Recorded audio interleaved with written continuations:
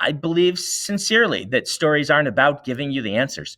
Does it only the reader's point of view matter, or should a reader actually consider, what were the intentions of the author? Most of what people can do with AI right now feels like creating art to me. I feel like it's editing or art directing.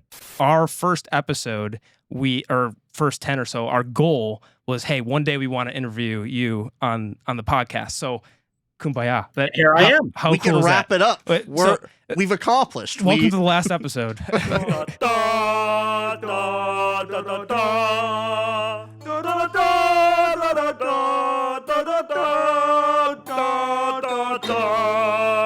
Welcome everyone to the Tutor Round podcast. My name is Richard. My name is Austin. Today we have a very special guest that requires no introduction. Mr. Brandon Sanderson, thank you very much for coming on. My pleasure. I see you signing pages. You're familiar with my podcast, I think. Thank you for cheating on Dan with us and coming on to another podcast, a rival podcast. We are we're very honored to have you on, and we kind of wanted to start with this because you're so well known for your work ethic, your writing speed. Everyone knows this, and we had a specific question for you. People call it superhuman. Is there anything that other writers do that you see as equally superhuman and just like, wow, I wish I could work this way or something like that? Wow. Productivity-wise, I'm not sure because you don't really get to see other authors, how their workflow is and things like that. There's plenty of authors that I read their stories and I'm like, man, I wish I'd thought of that. That story is so good and whatnot. But, work-wise, I don't know. For a while, Hugh Howey, what he was doing in the novella space, I thought was really exciting. That's been like 10 years since the more Wild West of Amazon Kindle and novellas and things like that. He put together Wool in a really interesting way that I think the structure of it was cool from a workflow perspective. He wrote those books. I don't know if you know about Wool, but he wrote them as novellas and released them on their own and then collections after. And it ended up working really well. That's the TV show Silo is based off of those. Oh, okay. And great guy. And he does a whole bunch of productivity stuff too, because he's very in touch with that whole kind of tech bro world. But I don't know, I don't see a lot of that going on. Just because it exists, they're doing it, but we write in isolation. I sit, in my room or on, these days it's been on the porch in a hammock working on my stuff. And you don't see what the other authors do. So a little bit before we actually pressed record, you actually did mention writing in the hammock. That was not facetious. You actually do write in a hammock. Sounds lovely. That Sometimes. Sounds so peaceful. So there's construction going on in my office. Right now, our next door to it, we're putting in an elevator so that, because it's 2 stories and we thought, we should have an elevator. So it's so that people can come. It's where my theater is, if you've seen the pictures online. And so because of that, I don't want to write in there. It's kind of loud. And so I move around to various places, various rooms. But when it's nice out, I generally write on a couch anyway, so I can go sit in a hammock with my laptop and work, and it's pretty easy. That is sweet. Well, we actually, so we were at the previous year's Dragonsteel event, which absolutely wonderful, by the way. But we heard a little rumor there. I just had to ask you and confirm if it was true. I hope so. That the rumor was that in between appearances at Dragonsteel, that you were actually in your car continuing to write in between appearances while you were at Dragonsteel as another kind of odd place to write. Was that true? No, so the times where I write in the car are if I need to go a long distance. I do write in the car occasionally. This year we did a trip to a local prison where I could speak to the prisoners kind of about writing and how to write their stories and things like that. There's a local program that focuses on that. It's really helpful for the inmates, just kind of learning to, talk about their narrative and the hero's journey and things like that. And that was an hour and a half. So if I've got to go an hour and a half in a car, I will have somebody's scar, usually, if you guys know anything about drive and I'll sit in the passenger seat and I'll get something done. If it's more than about an hour. So in between Nexus, I just walk back to my hotel room and things like that. Dragonsteel Nexus tends to be pretty exhausting. And so getting writing done during it, I'm not terribly productive. But if I have to go somewhere, if I'm going to do an appearance and it's easier to drive, then I'll be in the seat working. We've done this with driving us down to my kids', band competition. I'm like, hey, drive me, things like that. Well, it's good to know you're still human, not the efficient writing machine. You still get tired sometimes. Yeah, and I always point out to people, like when people are in awe of this, I point out, like, if you didn't have a commute, how much. Now, a lot of people work from home for now, so they understand this. But there's a lot of people who still lose a couple of hours a day to commute. If you didn't have to commute, right? If you have these sorts of advantages, if you can set your own schedule and can just work when you're most productive, I think there's a good portion of the population that are like, wow, if I could go to work for 3 hours, get something done, come home, relax with my family, go back to work for 5 hours at night when I'm kind of awake and no one else is, like Brandon often does, like I would be way more productive too. And yeah, because I can just adapt everything around my schedule and when I feel like working. It's less superhuman and more that I am in a job that offers me a lot of flexibility, and I feel very lucky to be in that job. How do you stay? Maybe this is more a personal question here, because obviously we're very composed and not jittering and nervous inside. But for the other people that will meet you and then go, "Oh my God, Brandon Sanderson," how do you stay confident and not arrogant? How do you stay contain the humility and not let it get to your head? My wife would always say that changing diapers was helpful for that, and it indeed is. But they're too old for diapers now. It is a good question, because as an artist, as a writer, one of the challenges is if you don't keep that sort of ear to the ground where you're listening to other people and reading other works and being in awe of that and listening to people's stories, your stories are going to get worse, right? If you're not listening to other people. You also have to have, particularly when you're starting out, a certain level of confidence where you're like, yes, I want people to pay me for this. And you have to have confidence to submit things. You have to build that thick skin, because rejection is hard and it's going to hurt.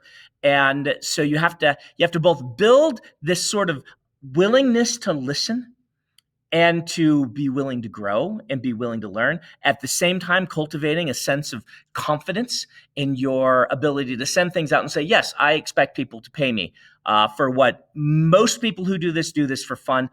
I expect to be paid, and paid well. And that balance is something you have to learn very early on. And I think that one of the advantages that I have is I got to learn a lot of this when I was not very famous. It started in college, where I was showing books to my friends, and I was the best writer among the friend group at that time, right? And that's a small group, right? But it does start you when you're like, I'm the professional among these, even though I haven't sold yet. Like being the fastest third grader. Want to learn from them, right? What's that? Like being the fastest third grader at the in your school. Yeah. You're the fastest third grader. For a while, you're the fastest third grader, and that does help. That really does help. And then I sold a book, but the first books were fine successes, but they weren't huge. And so I got used to being a writer before I had to become famous. And then I got the stepping stone of being surrogate famous, where the Wheel of Time, I would have these big crowds, but I would know, hey, these people are here for the Wheel of Time, not for me necessarily. My job's to do a good job for them. And I think that was a really good stepping stone as well, to kind of keep in mind, I don't own this. But I've always had the philosophy that I work for a patron, that the fans are my patrons. In the old days, to be an artist, you needed a wealthy patron. And these days, it's the same. It's just, crowdsourced. The crowd is your wealthy patron. I work for them. I don't necessarily write the books in mind of, exactly for them. I write the books the best that I want to tell the story, but as the business side works, I work for them. I am kind of the fans collectively employee, and I want to make good on that. I don't know.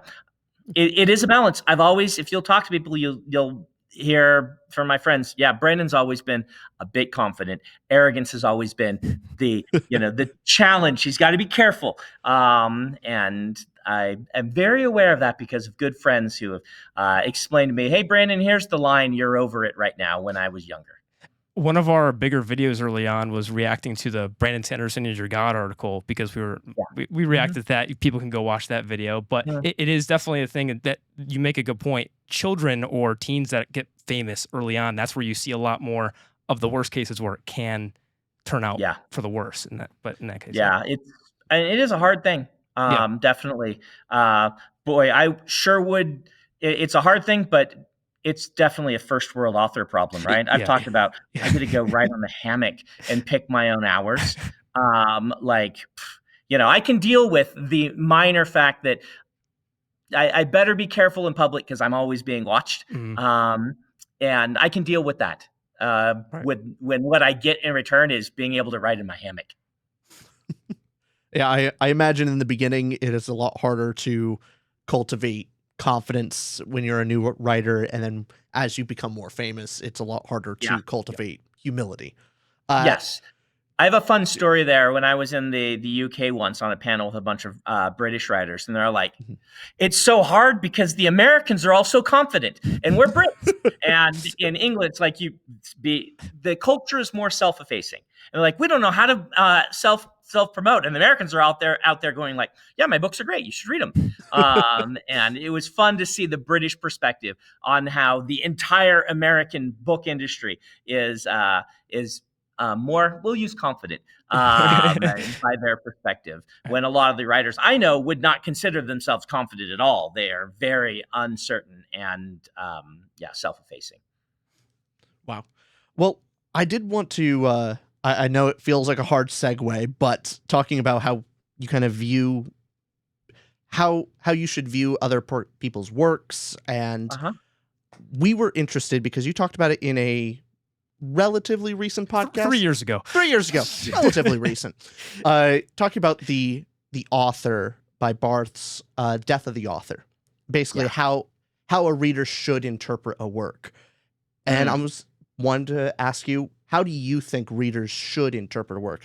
Does it, according to Barth, is it only the reader's point of view matter, or should a reader actually consider, what were the intentions of the author? Right.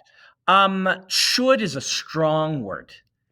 Should is one of those words that I don't love when it comes to these conversations, because, I mean, is there a should? It implies kind of a morality to one side or the other, and I don't think there is. I think the Death of the Author is a perfectly valid perspective by which to view a work. And if those who don't know, it's just the idea, like you mentioned, it's this idea of when you consider a work, you should consider only, this is the philosophy of Death of an Author, consider only what's in the text. What is textual, not what is metatextual. You're just looking at the work, and the author's opinion on that work is irrelevant to the artistic meaning of that work. I don't personally, for me, I don't think that works anymore. This is an idea for a time when you just didn't have access, and obviously it transcends that. If they had access back then, I still think he would have written Death of the Author. But in today's modern age, where the author is interacting so much and whatnot, I prefer to consider author intent. I think author intent is important. I think it is relevant in a lot of ways, and I think the metatextual things are relevant.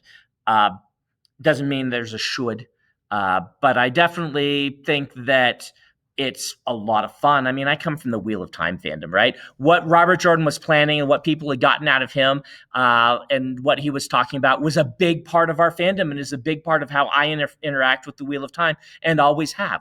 When I read parts of it, it's more valuable to me knowing what Jim thought. I'm rereading the Lord of the Rings right now. I'm doing a thing with that coming up that we'll announce eventually. It's just that I've got a speech to give. And so I'm rereading Lord of the Rings. And I like rereading Lord of the Rings, knowing Tolkien's opinions on things. And indeed, he wanted us to know them, because I don't know if you've, the foreword to the Lord of the Rings, where Tolkien talks about how he dislikes allegory, is part of the text, kind of. And that's important to me and how I view Lord of the Rings. So I don't know. I like it. I like all of the metatextual stuff, but I'm a novelist. It's fascinating to me. You don't have. Is Lord of the Rings better than the recent masterpiece you watched, War of the Worlds with Ice Cube? Because dear, is Lord of the Rings better than the 2025 War of the Worlds? I think it might be a little better. Slightly. I loved. I recently saw that you also watched that movie with Dan, and it's one of the. It's so good. It's room level good. Yeah, it's lovely. I wouldn't put it on the level of so I have a grading scale for movies where I go +10 to -10. And this is -8, you said, right? This one? This is a -8. Yeah. I think that the editing is too competent. If the editing is bad also.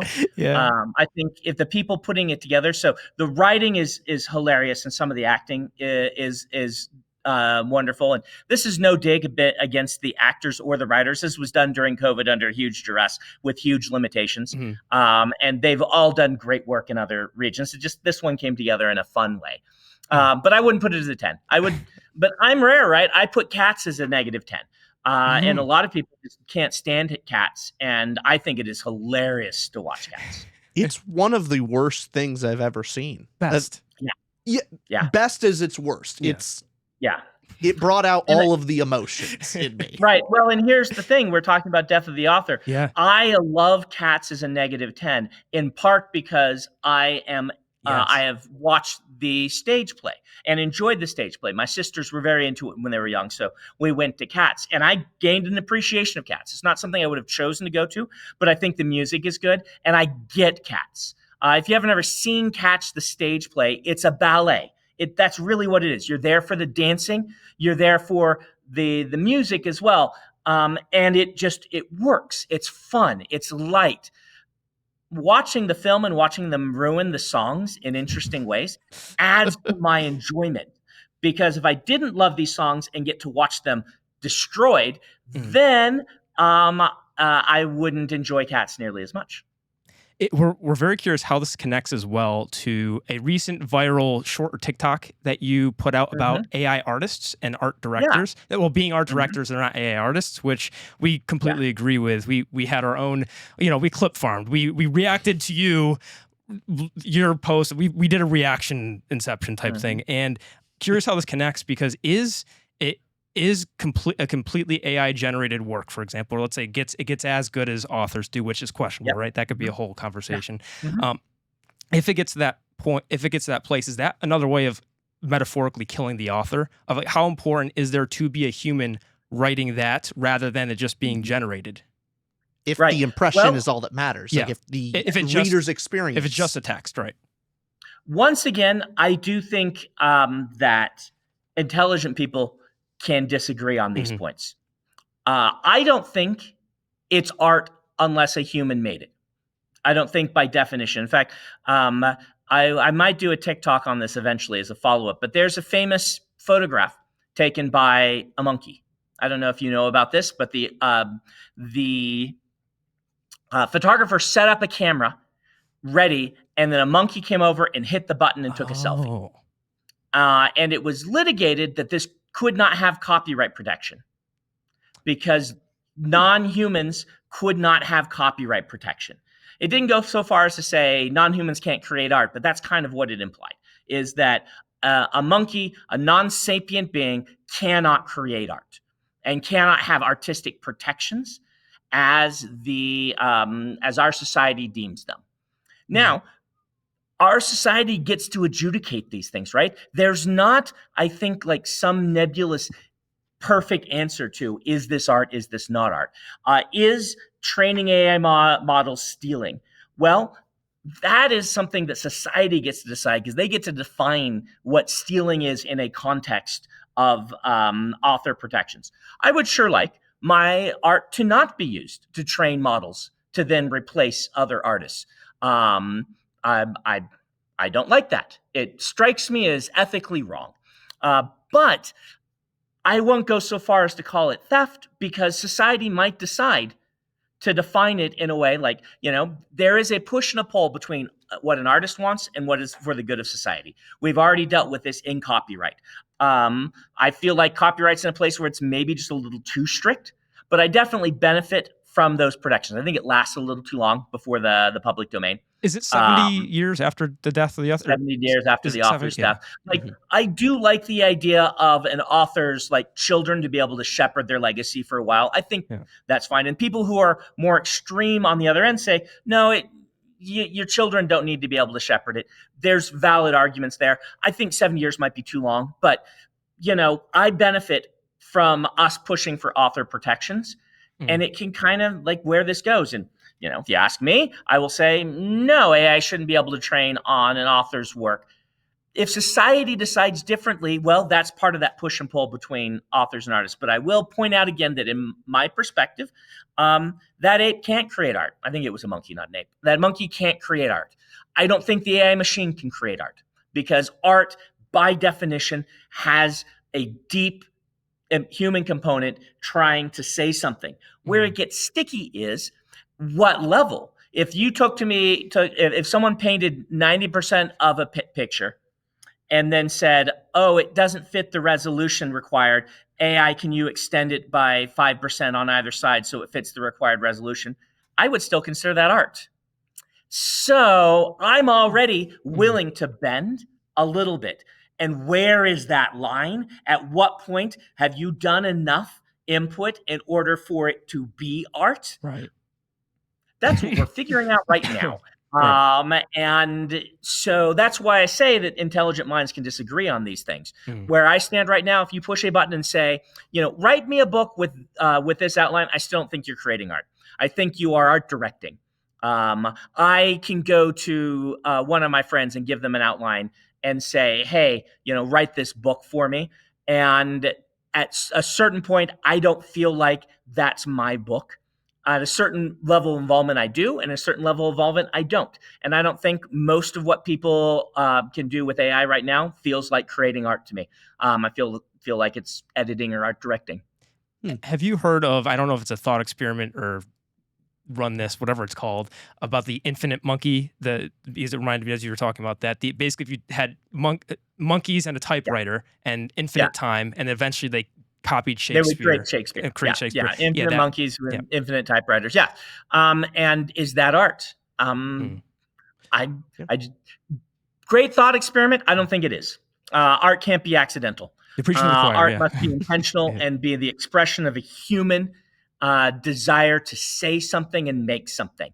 And I think the little sketch that a 3-year-old does and brings to their parents is more art than pushing the button and the AI cranking out a book for you.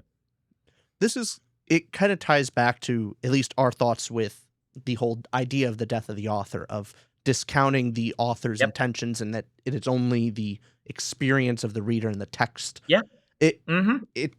I think it goes pretty hand in hand of if all that matters is the reader, then AI is just as valid, where I would probably agree with you that the monkey's rendition of Romeo and Juliet is not as valuable as the one written by Shakespeare, because there is a human element to it. Yeah, who wrote a great short story years ago, Eric James Stone. He's in my writing group. I think he published it in Analog, where the story was about that they are able to create a Stradivarius violin down to the atomic level. Wow. Copying another Stradivarius. And the question was, which is the real Stradivarius, and does it matter? Which is one of these wow, Eric presaged this. This was over a decade ago, I think, that he wrote this story. And it's about someone who's been called in to try to determine which is the real Stradivarius. But the 3D printer can print it to the atomic level identical. And I won't give away what they determine and how the story goes. But yeah, we're going to have to ask these things. And I think a lot of people listening right now would be like, boy, if it's the same experience for me, it's hard for me to say that isn't art, Brandon. And I think you can make that argument. I look at art perhaps differently than you do. Well, in a way, you actually did write a book talking about this subject before AI was as prominent with Emperor's Soul. And so I think with this conversation, kind of have an idea, but very light, but not spoilery at all. Just small warning back. This is general themes of the book for people. Yeah. General subject. I don't think we're going to go that deep into it, but with Shy being a forger, an art forger, and copying all these meticulous and beautiful artworks, in your story, how is what Shy does any different than what an AI would do today? Yeah, exactly. It's a great question. And she would make the argument that that's still created by a human. It's just an alternate dimension version of the human who never existed but could have created that piece of art. But other people would argue that it's not. I mean, the truth is Emperor's Soul is more about who owns art and what they can do with it. That's the real question. But this thing of, if you can create this thing and no person was directly involved with it, what makes it, what does it mean for that art? I thought you were going with Yumi and the Nightmare Painter, which is accidentally directly about AI. Before, I wrote this before Chat GPT's big push came out and things like that. And I'm like, wow, I accidentally did something relevant. I don't usually do that. A quick aside on that, I'll get back to Emperor's Soul in a second, but have you noticed any impact on Chat GPT with your own class for college? No, I haven't, but I don't know that I would I don't know that I would be able to tell. I might be able to. So the big problem large language models have right now is continuity, right? They are pretty good at writing a page. They're really good at writing a paragraph. They degrade the longer the piece of work is because they aren't able to remember what they have written in the past in the same way that a human does. And I'm generally looking at 2,500 words, which is going to stretch the ability of AI. But at the same time, my class is a service for people who want to learn to write better. I'm not going to police whether they use AI or not. Right? Like someone could take my class and do AI for it. If so, they're kind of wasting their time. They're taking another student's slot. But that's not, I'm there as a service. And if people don't want to avail themselves of the service in the way that I'm offering it, well, most of them, I think, do want to avail themselves of that. And I think that, I always tell them, use the class how you want. That's how they want to use the class.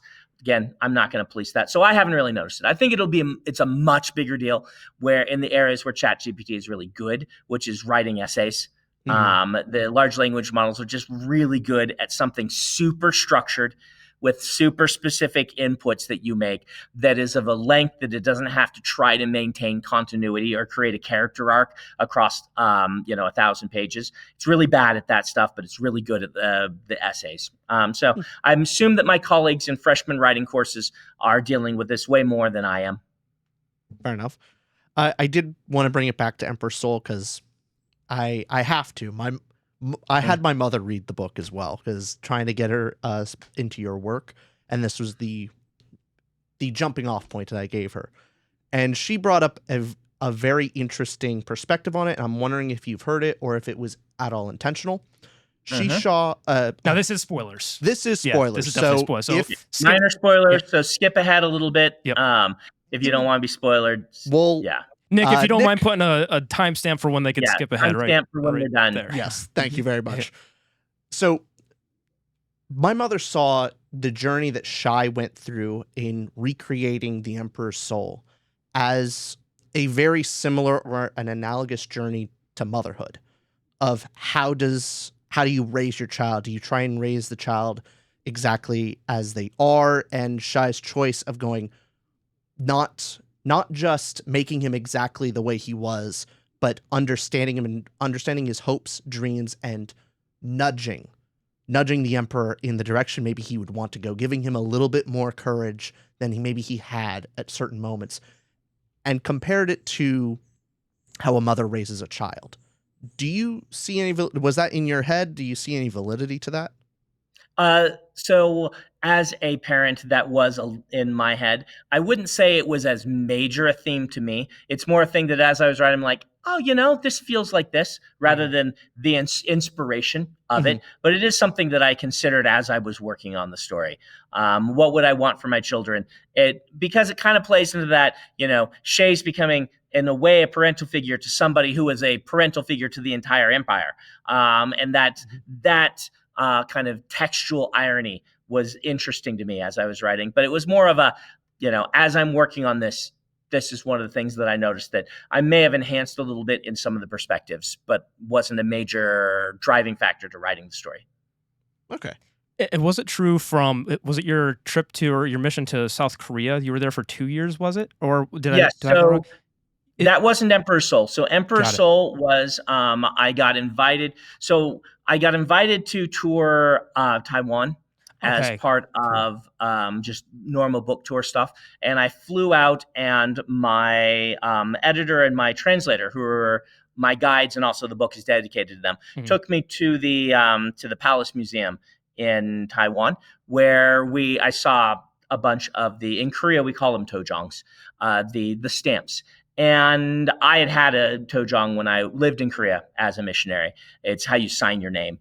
And on these walls, these great paintings, you would have those stamps on every one of the great paintings.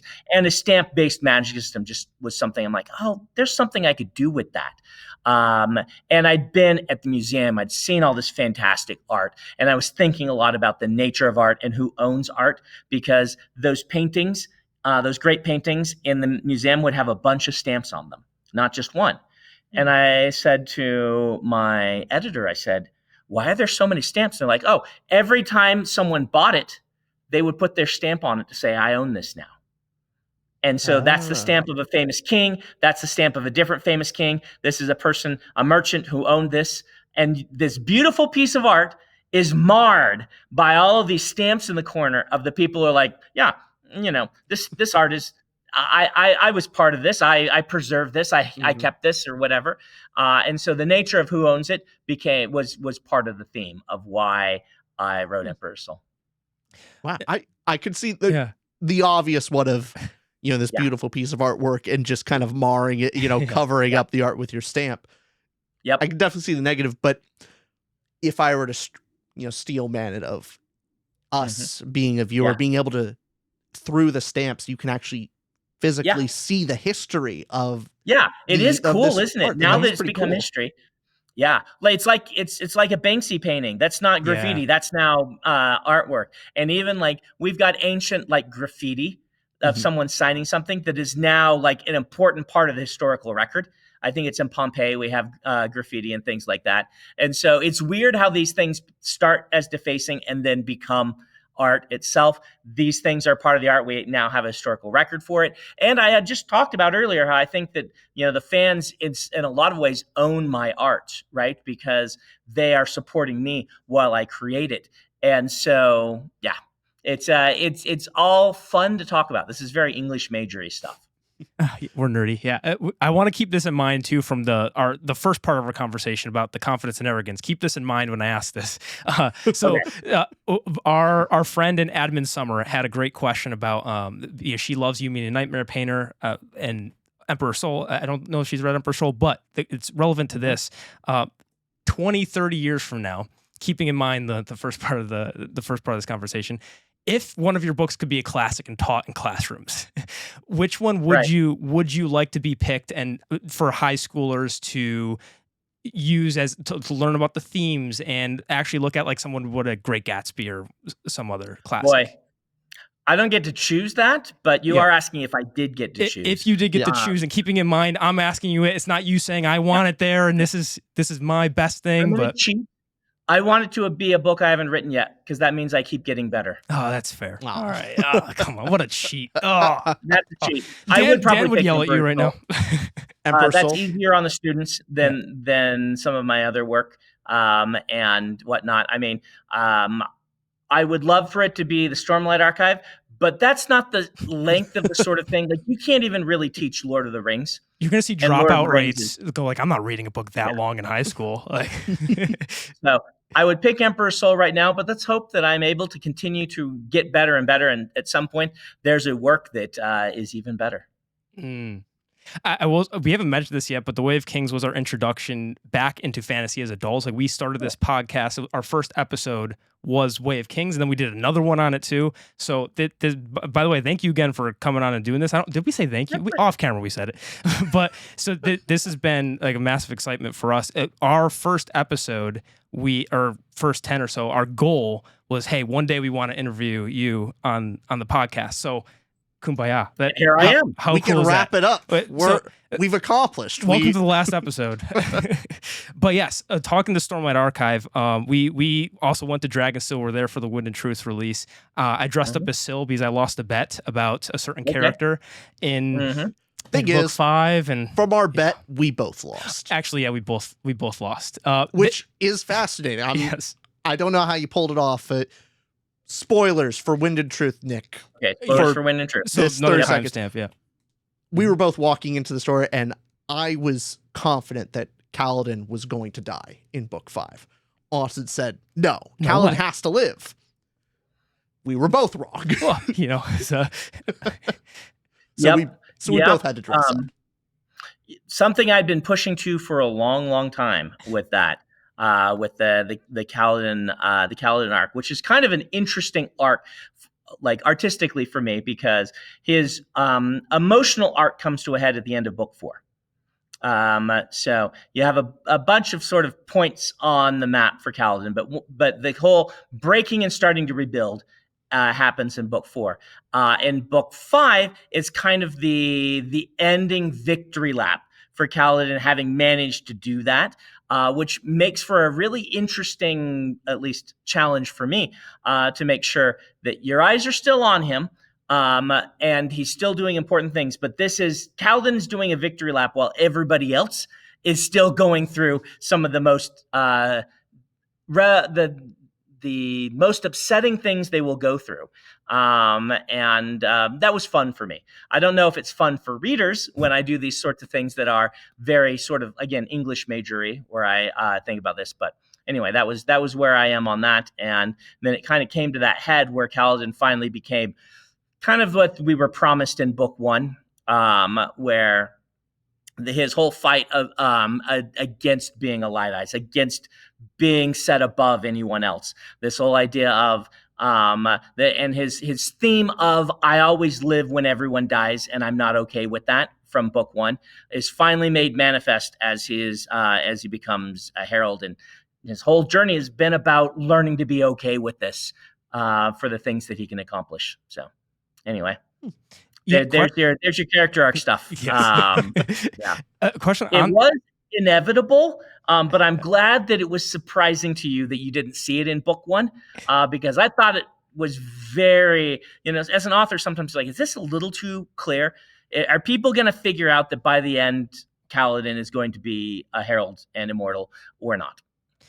Does that? I'm sure it doesn't shift you very much, but when you see the fandom say, "Hey, I think I know who Shallan's mother is," and then you see some people predict it, that doesn't change your course, I imagine. That doesn't change my course. I watched growing up authors that I think did change their course, because for a long time, you didn't have this fan interaction, but Robert Jordan and George Martin did, and I think both of them have talked about. Robert Jordan talked about less, but George has talked about just the challenge of keeping people engaged with long-form storytelling in an era where they can crowdsource breaking all of your surprises out.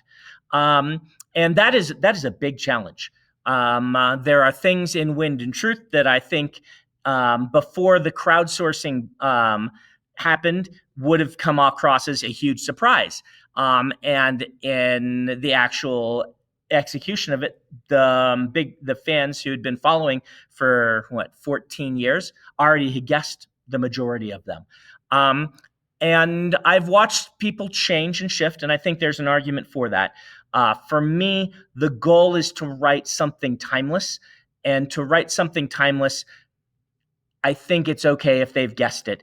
I think that a lot of readers who read it going forward will read it in a 6-month period instead of a 14-year period. And I think some of these arcs are just going to hit differently for them. But yeah, when people guess Shallan's mother, I'm like, well, they've guessed it, right? It's my fault for giving the foreshadowing, but at the same time, if you don't foreshadow, I don't feel like you can have those great endings. So my job is to make it satisfying for even those who have guessed it. And that's an art that I think for long form we're still figuring out. I don't think anyone's I think we'll need another 100 years of social media and websites and things like that before we really crack how to do this. There was a podcast episode you put out a while ago. I can't even find out. It was an offhand comment you made that our friend Curtis and I paid attention to before book 5 came out. You said, I think you were talking with Dan and saying that there was a D&D campaign that you ran decades ago, and there was something that happened in D&D campaign you were saving for book 5. I haven't seen you publicly answer it. Maybe you have. I just haven't come across it. I haven't. I haven't talked about that. Yeah. So this was the idea of forcing the characters to make a moral decision between the one and the many. And is, do you kill an innocent in order? If the only way to stop the bad guy is to kill an innocent, do you kill the innocent? And that was a theme for Dalinar all the way through. And that question mark. And it didn't really work in the D&D campaign because it's a bunch of, as they're called, murder hobos. And they're like, yep, we killed the kid. They just did. There wasn't even a question. There was no moral discussion about it. And indeed, that campaign was full of morally gray characters who, as murder hobos are. But that was one of the seeds. I was working on the original outline for Way of Kings, and I was trying things out on them. I'm like, well, can I make this actually work? Can I make it an actual decision? I saw when I was glancing through, you guys talked about Omelos. Didn't you? Didn't I see that you've done a podcast on Omelos? Laguins, yep. Right, and that's that same question. What are we as a society willing to bear in regard to injustice, in order to have the benefits of that injustice? How many innocent people are we willing to put in prison in order to have a functioning prison system? And these are questions that art is supposed to ask, I think. And they are not questions with easy answers. And putting Dalinar into that position was something that I felt was important for the series. But it was something that, because of my foreshadowing, everybody had guessed was going to happen. So I have to hope that that it is all right if they guess, because I don't plan to change things based on fan interaction. I will change some things, like, if fans say, hey, we like it when you do this better than when you do that, it's definitely going to influence how I approach stories in the future. Well, speaking of Winded Truth and kind of the overall themes of it, we want to talk about a lot of the difference between oaths and ideals, and an overarching theme of the Stormlight Archive. Do you believe that Wind and Truth was a fulfillment of the importance of oaths and this whole idea of ideals? Right. Or was it a subversion of trying to say, like, building up the idea of these oaths and actually rug pull? Actually, it's not as... The oaths are not actually important. That's fantastic. I think oaths are important. Let's say I think Wind and Truth thinks oaths are important. But at the same time, when the oath itself, having made an oath, becomes more important than the meaning behind it, I think you're in dangerous grounds, right? And I think that's part of the entire arc of the first 5 books, is coming to understand the Knights Radiant who walked away from their oaths. That's the main sort of underlying theme. Why did these people walk away when the world still needed them? And that I wanted to dig into.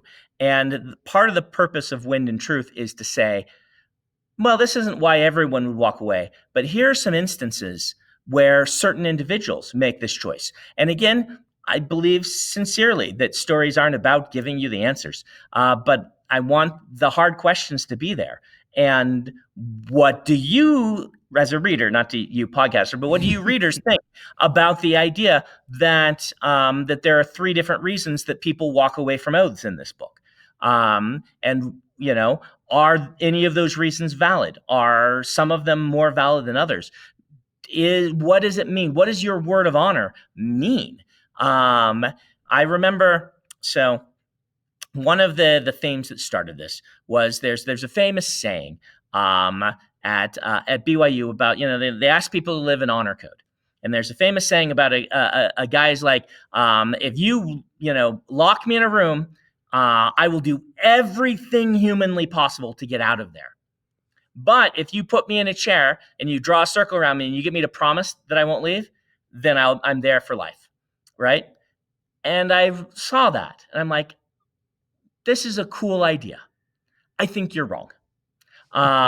Personally, I think that's a valid answer to it. But if you put me in a chair, got me to promise that I wouldn't leave, and then someone was being hurt and I could save them, I'd be like, you know what? I was stupid. It's okay to admit that you're stupid and you made a promise that is stupid. I am breaking that promise and I'm going to do the greater good. I think that's for me as Brandon Sanderson, the next level answer where no, your word of honor is only as important as your integrity as a person. And the word isn't what makes the integrity. You are what makes the integrity. That's me. Now, I think there are others who would strongly disagree with that. The book isn't to say one answer is right or one answer is wrong, but Brandon Sanderson came up with a different answer than the person who said that, who is like, he's like the honors program is named after him and things like that. Great man. But I disagree. I'm getting out of that chair because I was stupid to make that promise. And so Wind and Truth, the whole course of the Stormlight Archive, starting with the finding out about the Knights Radiant, is about asking these questions. And where would you break your, honor is the god of that world. Where would you break your promise? Where would you as a person walk away? Is it never? Is it in certain instances? And that was the fun for me in writing that book. Was it? I could be. I think it was Adolin. Was it Adolin who was saying that promises are better than oaths? Or I'm summarizing here. Adolin kind of comes to this. Yeah. What was his conclusion? I'm curious. Yeah. Could you clarify what that part meant? The intentions of the author. Or what's the intention behind? What is the difference between a promise and an oath? Yeah. For Adolin's, and he's splitting hairs here, but that's what we do. He's like, to Adolin, it's like the meaning is more important than the words. Right? Like, and he names them promise and oath. It's a meaningless distinction in word, but a non-meaningless distinction in intent. And the Cosmere is about intent. And what Adolin is saying is like, look, in my mind, a promise is, hey, I'm going to do my best to do what I can. And an oath is, I will never cross that line. That's how he's defining them. And it's like, I'm just not going to make oaths anymore. I'm just going to do my best. And that's what becomes the theme for him. Where with others breaking their oaths, they approach it in a little different of a direction. Right. That's, again, that was where I wanted to go. And I leave the questions to the reader, rather than, I tried to provide multiple different answers. And there are other ones that I didn't explore. Yeah, I know for myself, when I started reading the Stormlight Archive, I saw the oaths very tied with each of the characters that have some type of mental illness, deficiency, or issue that they have to overcome. That the importance of the oath is when you're at your strongest, the idea is like you make an oath when you're at your best, so that when you're at your worst, that is something to hold on to. Because if the whole idea is just do whatever you feel is right, well, at one point Kaladin felt what was right was to jump into the chasm. So so then what's the point if all it is just doing what you feel is right? Then is there even a high ideal?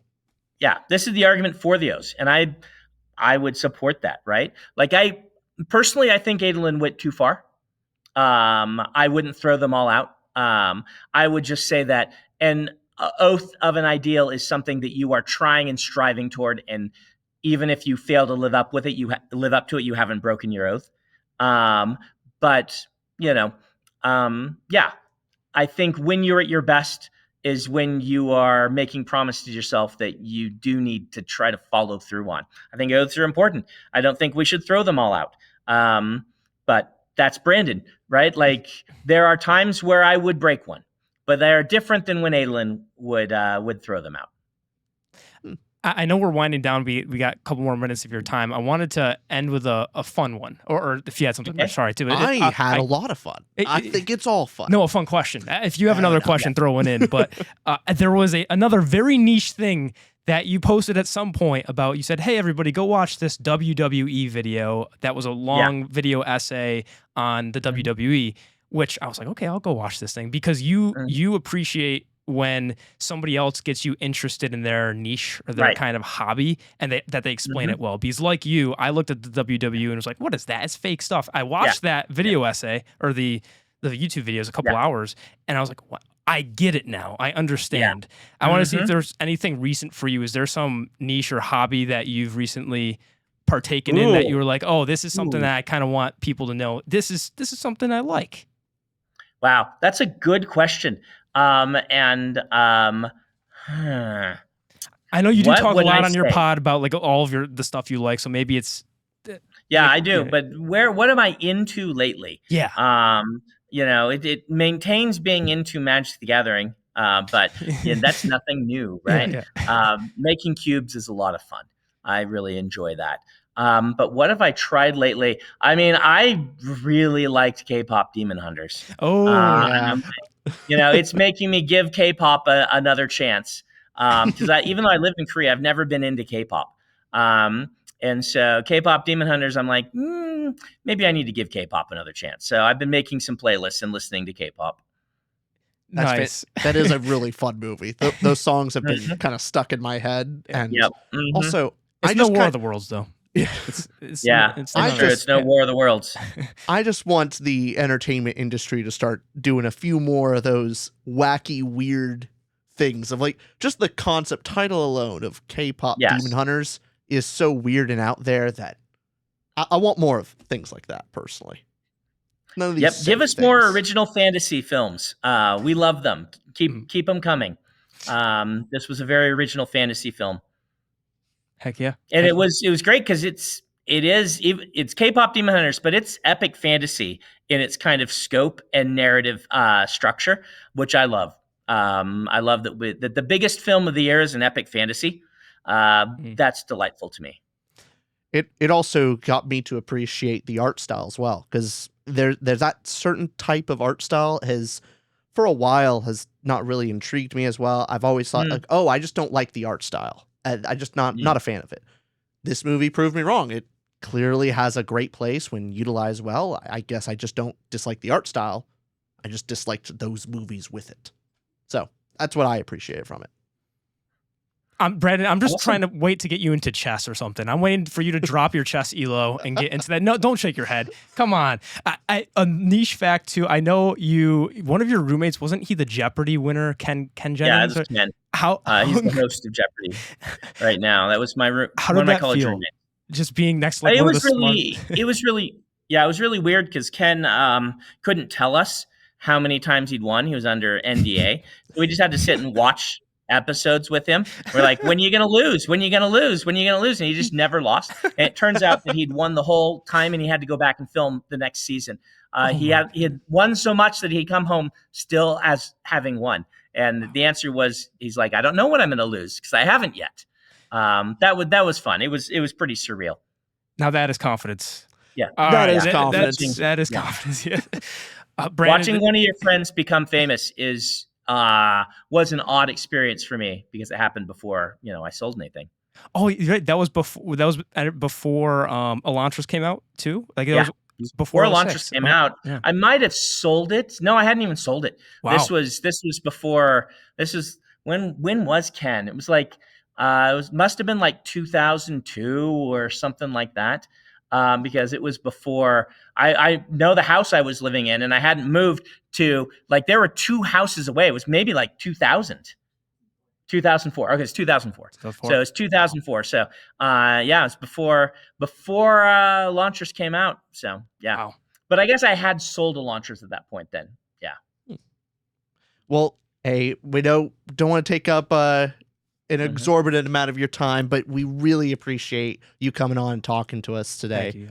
Thank you very much. It was my pleasure. Thanks for having me. All right. Absolutely. And for everyone else, thank you so much for watching the episode. Bye-bye, everyone. Bye-bye.